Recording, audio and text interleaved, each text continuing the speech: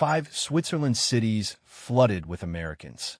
Between 2019 and 2024, the number of Americans moving to Switzerland increased by 340%. But here's what nobody's telling you. They're not just moving there. They're replacing locals, reshaping neighborhoods, and triggering something Switzerland hasn't experienced in decades, a genuine identity crisis. Today, we're looking at 5 Swiss cities flooded with Americans. And by the end of this video, you'll understand why locals are calling an invasion. Let's start with the story of James. James was 58, sitting in a Manhattan office, exhausted. 20 years at a finance firm. Corner office. 6-figure salary. And in 2020, his company made an announcement that changed everything. Work from anywhere. Most people didn't think twice. James did something different. He looked at a map and asked himself, where can I live like a king on a New York salary? The answer was Switzerland. According to the Swiss State Secretariat for Migration, American residents jumped from 7,200 in 2015 to nearly 25,000 by 2024. That's a 344% increase in 9 years. Meanwhile, Swiss citizens over 55 reported feeling priced out of their own country by 31%. But here's where it gets interesting. James moved to Zurich, found an apartment for half his former rent, and within months realized something had shifted. He wasn't alone, not even close. City 5, Lausanne. Let's start in Lausanne, a city that used to be a quiet Swiss retreat on Lake Geneva. 1 in 8 new residents is now American. That's a 289% increase since 2018. And here's the kicker. The average American moving there is 52 years old. Retired executives, early retirees, remote workers, people looking for exactly what James found, a beautiful place to work from. Meet Sarah. She's 56, tech consultant turned digital nomad. She moved to Lausanne in 2021. First month, I learned French phrases, she told me. Second month, I met 3 other Americans at yoga. By month 6, there were American coffee shops. She paused. I felt like I created a bubble. That's the pattern in Lausanne. You arrive. You meet other Americans immediately. You build infrastructure for Americans. The French-speaking Swiss community shrinks. And suddenly you're living in America, just with better mountains. The locals noticed, and they weren't happy. But Lausanne's problem is nothing, and I mean nothing, compared to what happened in Basel. City 4, Basel. Basel is where Switzerland meets Germany and France. It's always been an international hub. But what happened there between 2022 and 2024 was so dramatic, the Swiss government literally launched an investigation. American remote workers didn't trickle into Basel. They flooded in. According to the Canton Baselstadt Integration Report, American tech workers now outnumber Swiss tech workers in the city by 12%. Housing prices near the Rhine, the most desirable area, jumped 18% in 2 years, directly attributed to foreign purchasing power.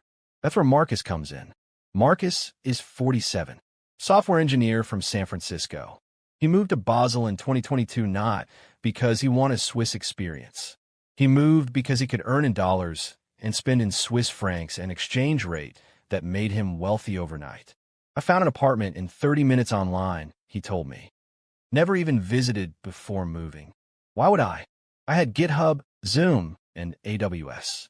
I didn't need Silicon Valley anymore. Now his street has 5 American families. And then there's Hans, 68 years old, owned a bakery on that same street for 42 years. He closed it last year. Too much had changed, he said simply. Not angry, not bitter, just tired. This is where the pattern becomes clear. American wealth isn't integrating into Swiss communities. It's replacing them. And city number 3 shows you exactly how dark it can get. City 3, Lugano. Lugano is in Ticino, the Italian-speaking part of Switzerland. And 15 years ago, it was dying. Young people were leaving. Businesses were closing. The historic Italian character was fading. Then something happened. Americans arrived. Not in small numbers. In waves. David was the catalyst. 61 years old. Venture capitalist. He moved to Lugano in 2020 and launched a crypto fund. Within 3 years, 47 American tech entrepreneurs followed him. Suddenly, Lugano was thriving. New restaurants, new businesses, new energy. Youth unemployment dropped 7%. It sounds like a success story, right? Except, here's what nobody talks about. Those young Swiss people working in the new American-owned restaurants and tech startups, they left their original careers.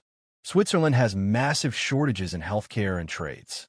Plumbers, electricians, nurses, jobs that don't pay as much as working for American-funded startups.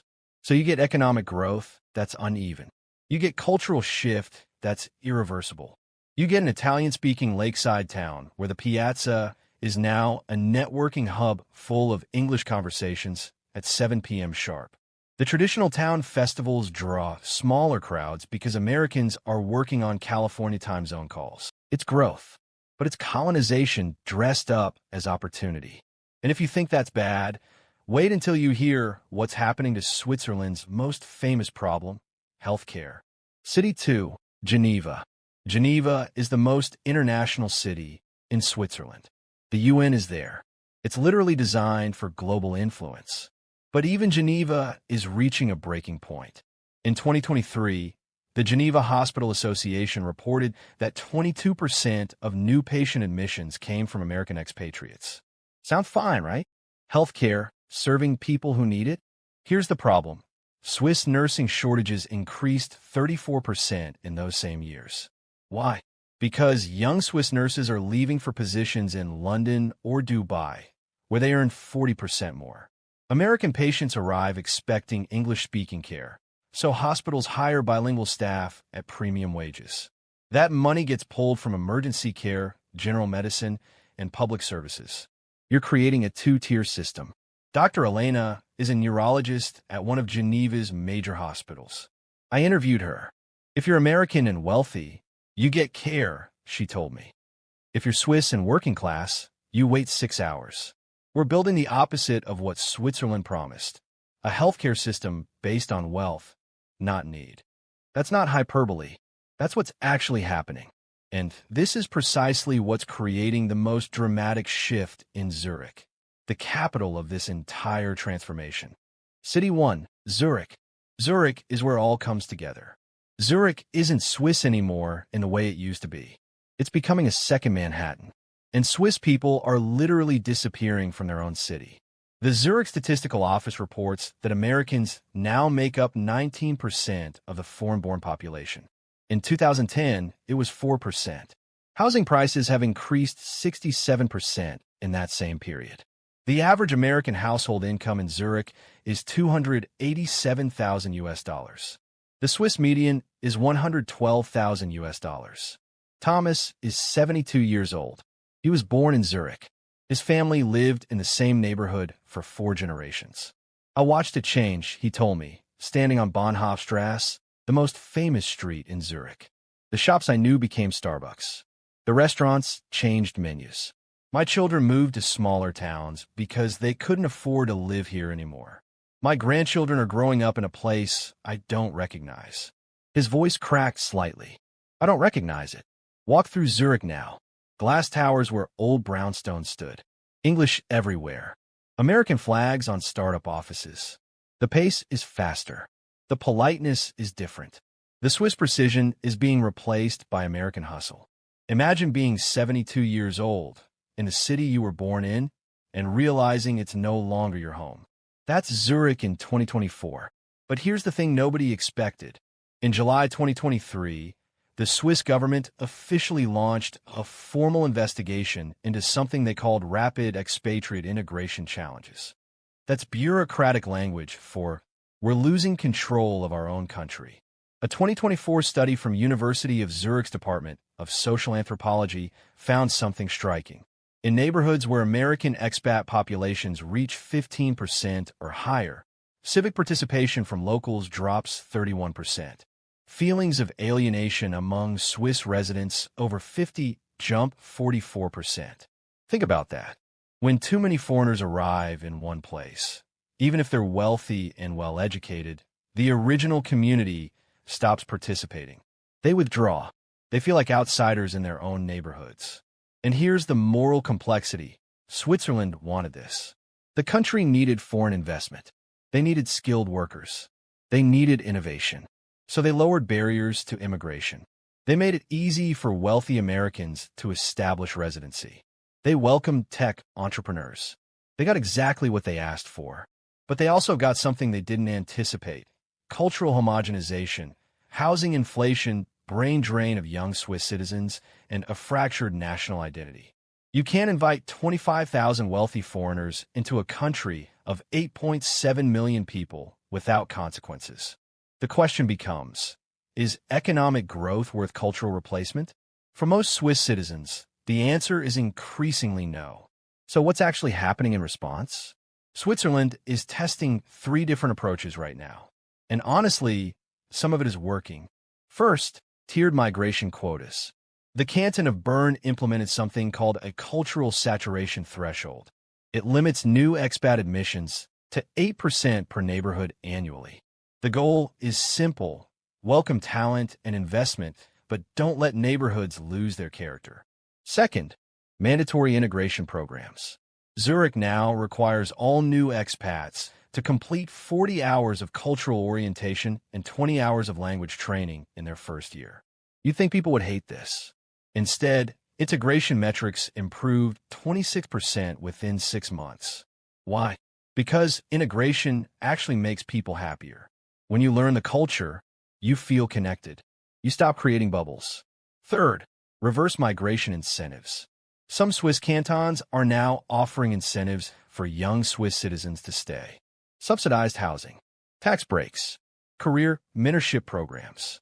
They're literally using immigration fees paid by foreigners to help Swiss youth afford to live in their own country.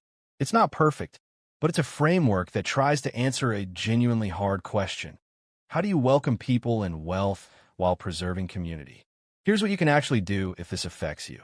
If you're planning to move abroad, don't skip the cultural onboarding. It's not punishment. It's investment in your own long-term happiness and community acceptance. If you live in a country with similar patterns, advocate for policies that require integration. Make it reciprocal. If immigration changes communities, those communities deserve resources to adapt. But here's the real question underneath all of this. Should wealthy people be able to reshape entire cities just because they can afford to? I'm not being rhetorical. This is genuinely contested. One argument: global mobility is freedom. Capital flowing to opportunity is capitalism working as designed. If Americans can afford to live in Switzerland and Switzerland welcomes them, that's voluntary exchange. Nobody's forcing Swiss people to sell their apartments. They're choosing to because the prices are too good to refuse. Other argument: communities have rights. Cultural preservation matters. Economic inequality shouldn't determine whose voice counts in a neighborhood. If you're 72 years old and the city you were born in becomes unrecognizable in your lifetime, that's a genuine loss. Even if it's economically efficient, it's a tragedy. Both arguments have merit, and Switzerland is living inside this tension right now. Here's what I want to know. Drop a comment below. If you had to choose, would you preserve a community's culture even if it meant economic stagnation? Or would you accept rapid change for prosperity? I'm genuinely curious how your country handles this. Have you seen it happen where you live? Because this isn't just about Switzerland. It's happening in Toronto, in London, in Singapore, in any city wealthy enough to attract foreign investment. The question is, at what point does opportunity become colonization? Thanks for watching. Tell me in the comments what you think.